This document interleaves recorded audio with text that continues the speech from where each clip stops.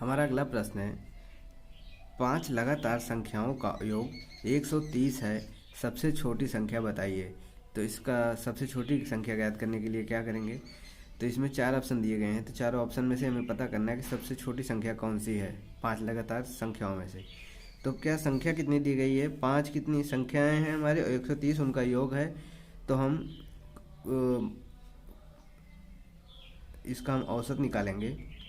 तो 130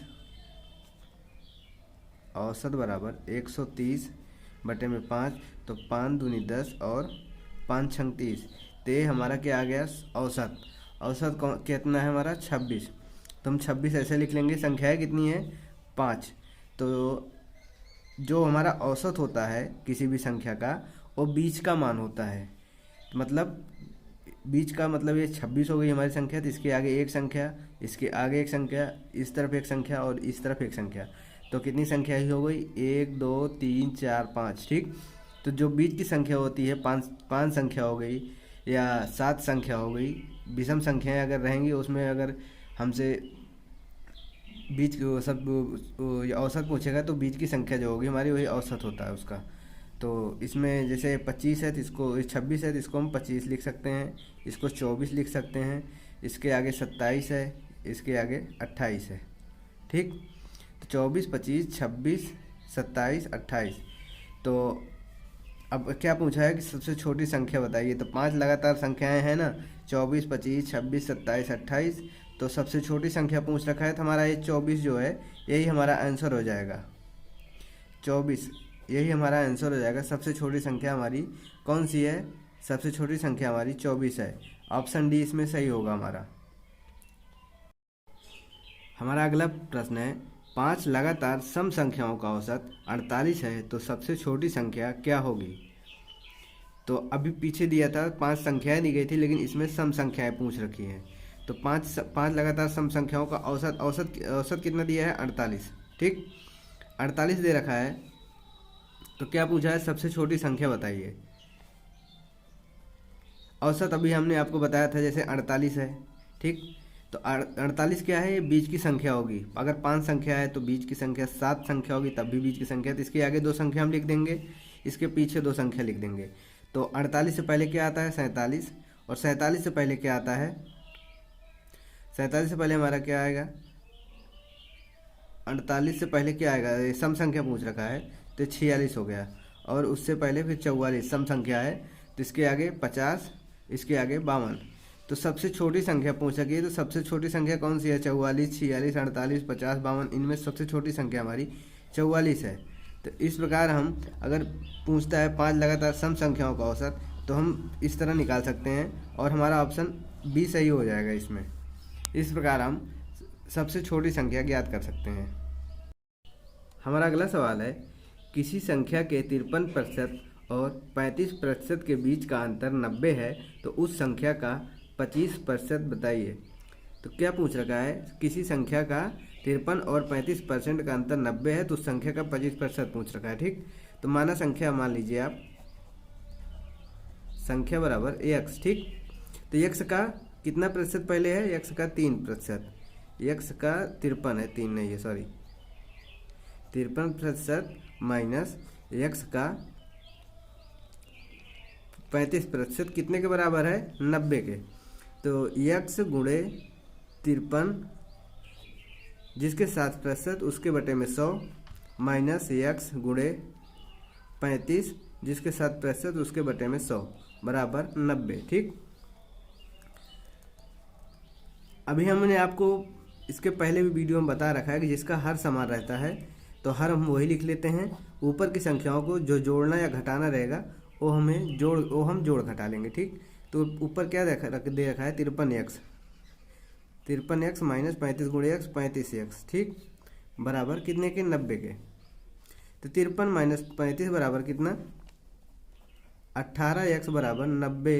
ये 100 इस तरफ है तो इस तरफ जाएगा तो गुणे में हो जाएगा। तो कितना हो गया हमारा? x बराबर 90 गुणे 100 बटे में 18। तो 18 का नाम 18 और 18 पंचे 90। तो x का मान कितना आया हमारा? 5 गुणे 100 बराबर 500। ठीक। x का मान हमारा 500 आया। तो क्या पूछ रखा है, x क्या माना था हमने, संख्या मानी थी। संख्या का 25% पूछा है प्रश्न में। तो संख्या का 25% बराबर, तो 500 गुणे 25 बटे में 100। ठीक। तो 100 से 500 कट गया, 5 बार गया, 25 पंचे 125। ठीक। 25 गुणे 5 बराबर 125%। यही इसका आंसर हो जाएगा। हमारा ऑप्शन बी इसमें सही हो जाएगा। हेलो दोस्तों, स्वागत है आपका हमारी एक नई वीडियो में, एक नए प्रश्न के साथ में। तो हमारा प्रश्न है, दो संख्या तीसरी संख्या से 30% और 40% कम है तो दूसरी संख्या पहली संख्या की कितना प्रतिशत है। तो हम मानेंगे, माना तीसरी संख्या बराबर, माना तीसरी संख्या बराबर 100% मान लेते हैं इसको हम। उसके बाद क्या कह रहा है, दो संख्याएं तीसरी संख्या से 30% और 40% कम है। तो पहली संख्या क्या होगी हमारी, 100 में से हम 30 घटाएंगे तो 70%। और दूसरी, तो दूसरी हमारी कितनी हो जाएगी, 60।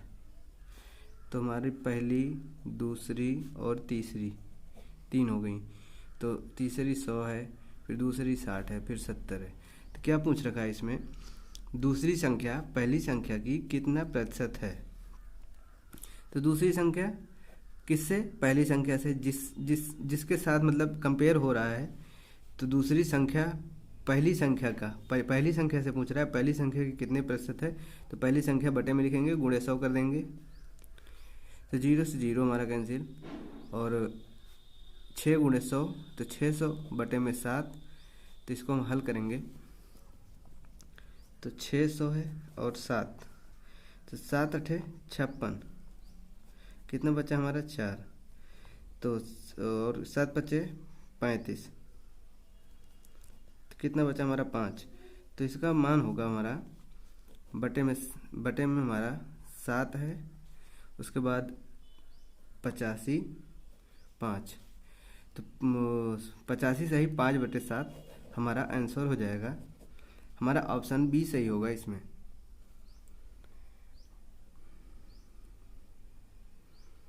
हमारा अगला सवाल है,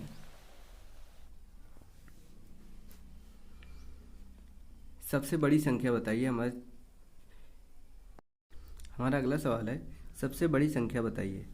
3/5, 4/5, 7/9, 1/2, और 3/5 है हमारी। तो हम सबसे बड़ी संख्या या सबसे छोटी संख्या ज्ञात करने के लिए क्या करेंगे, एक सबसे आसान विधि है।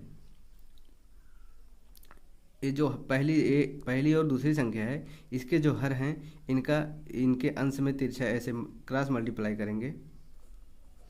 तो 5 का गुणा 3 में करेंगे तो कितना हो जाएगा 15, और 5 का गुणा 4 में करेंगे तो 20। तो जिसका अंश बढ़ेगा, अंश ज़्यादा रहेगा, वो संख्या हम कॉमन लेते चलेंगे। तो ये हमारा नहीं होगा। उसके बाद अब हम 5 का गुणा 7 में करेंगे और 9 का गुणा 4 में करेंगे। तो 5 7 35 और 9 चौक 36। तो ये संख्या हमारी नहीं होगी, क्योंकि इसका अंश बड़ा हो रहा है, इसका अंश छोटा हो रहा है। अब 5 का गुणा 1 में करेंगे और 2 का गुणा 8 में, जो 4 में करेंगे। तो 5 का गुणा 1 में करेंगे तो 5 1 5, और 2 का गुणा 4 में करेंगे 2 चौक 8। तो फिर से इसका अंश बड़ा हो रहा है, इसका अंश छोटा हो रहा है, नहीं होगी ये भी। तो उसके बाद अब 5 का गुणा 3 में करेंगे तो 15, और 5 का गुणा 4 में करेंगे तो 20।